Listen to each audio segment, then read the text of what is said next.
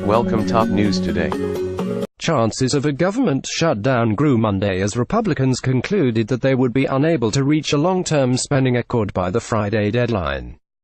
GOP leaders are now turning to a short-term funding measure in hopes of keeping agencies open while talks continue, but Democratic leaders say they are unlikely to support any deal that does not protect young illegal immigrants.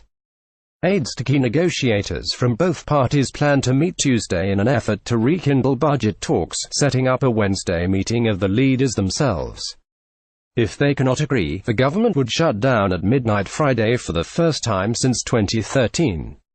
House Republican leaders are scheduled to discuss the plans for a stopgap spending measure with rank-and-file lawmakers Tuesday evening.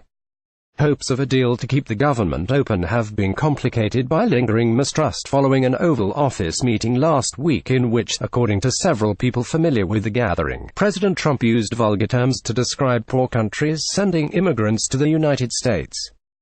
The meeting was to consider a bipartisan immigration deal to protect the dreamers, young immigrants brought to the United States illegally as children, including the 690,000 currently enrolled in the Deferred Action for Childhood Arrivals program that Trump has canceled. Democratic leaders are demanding the protections for the dreamers be part of any spending deal. They have the leverage to do so because Senate Republicans would need at least 9 Democratic votes to support any funding measure. Democrats also want Republicans to match military spending that Trump and many GOP lawmakers are seeking with an equal increase in non-defense funding. If they need Democratic votes, the overall legislation needs to meet certain Democratic criteria and be reflective of the values of the Democratic caucus and what we believe are the values of the American people. Rep. Joseph Crowley, NY, the chairman of the House Democratic Caucus, said in an interview, "There is also no guarantee that House GOP leaders will be able to rally a majority of the members to support a short-term spending measure, which multiple congressional aides and a senior Trump administration official said would probably last through mid-February. Defense hawks, in particular, are livid at further delaying a planned boost in military funding. That could mean House Republicans would also need Democratic votes to pass a short-term deal, something the minority party may not be inclined to provide this time around. One option Republicans are strongly considering to win over Democrats, according to 2 aides familiar with the GOP's planning, is attaching a long-term renewal of the Children's Health Insurance Program to the stopgap. Republicans believe that many Democrats, especially senators seeking re-election this year, will have a tough time voting against the program, which they have called a top priority. On Capitol Hill, however, there are hopes that tensions will ease as the shutdown deadline approaches. The government last shut down in October 2013 when Republicans opposed to President Barack Obama's health care overhaul demanded its defunding. Government offices closed, and hundreds of thousands of federal employees were furloughed for 2 weeks before the GOP relented. Last week's meeting went off the rails when Trump angrily rejected a tentative deal negotiated among a small bipartisan group of senators, one that did not include any Republicans who support the strong restrictions Trump favors.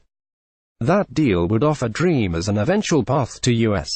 citizenship in return for border security funding, including some that could be used to construct the U.S.-Mexico border wall Trump campaigned on. And it would end rules that allow dreamers who become citizens to sponsor their parents for legal status in the United States.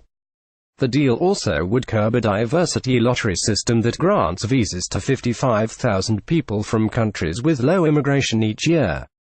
But Trump wants even stronger restrictions. At a Thursday meeting to discuss the deal, according to Sen. Richard J. Durbin and multiple other people familiar with the meeting, Trump referred to certain poor nations as shithole countries from which the United States should not accept immigrants. 2 Republican senators who attended the meeting accused Durbin on Sunday of misreporting the remark, and Trump himself waded back into the controversy Monday, accusing Dickie Durbin of having totally misrepresented what was said in the meeting. "Deals can't get made when there is no trust. Durbin blew Daca and is hurting our military," Trump tweeted Monday. Durbin stood by his comments Monday, while fellow Democrats backed him up and said it was Trump who had a credibility problem, adding that they had no plans to abandon the demands. GOP aides believe that the group of 4 deputy leaders from both chambers, the number 2s, as they are being called on Capitol Hill, including Durbin, Sen. John Cornyn RTX, House Majority Leader Kevin McCarthy RKLIF, and House Minority Whip Steny H. Hoyer DMD, is more likely to produce a workable immigration accord which would then unlock an agreement on spending levels and other outstanding issues. At the end of the day, if something's going to be produced that can pass both chambers and get signed by the president, it's going to come from this group, said a Republican familiar with the talks but not authorized to comment on them publicly. But even if the leaders are able to make progress in the coming days, lawmakers and aides say another temporary spending measure, the fourth since the fiscal year began October 1, will be necessary to keep the government open past Friday.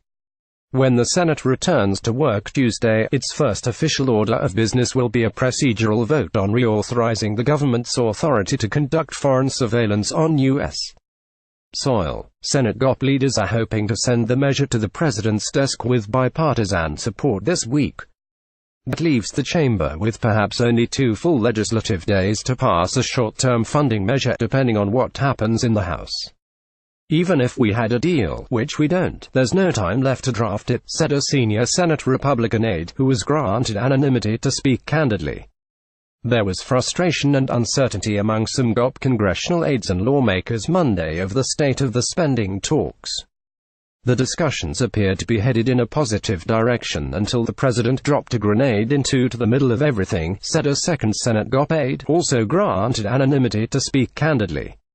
The aide voiced uncertainty about how the talks would proceed in the coming days. There is also annoyance at the prospect of having to pursue yet another stopgap funding bill that would punt the budget talks deeper into the year. But Republicans moved to pin blame on Democrats for a potential shutdown. For several years now, Democrats have blasted us for trying to extract policy goals when funding the government, and now they're doing the same thing, a House GOP aide said. Echoing many other Republican lawmakers, Sen. Rand Paul said in a Monday interview on Fox News Channel that the immigration debate should be resolved separately from the spending talks. That's a question: will the Democrats hold up spending and funding of the government over this issue, Paul said. Senior Democratic aides said they would be waiting for cues from Republicans about what to expect next and repeated what they have said for months: Republicans have total control of Washington and should be able to advance short-term spending agreements easily out of the House. In the Senate, they said Democratic priorities must be met if they expect support for a short-term plan. 32 Senate Democrats voted against the last short-term spending plan, and progressive and immigrant rights groups are pressuring the remainder to oppose any must-pass bill that fails to protect dreamers. Some Democrats say they feel emboldened now that a bipartisan group of senators reached a deal they believe could prevail in a closely divided Senate. Durbin spent the weekend contacting fellow Democrats to build support for the deal struck with Republican Sens. Lindsey Graham SC and Jeff Flake Arizona, according to an aide familiar with his outreach.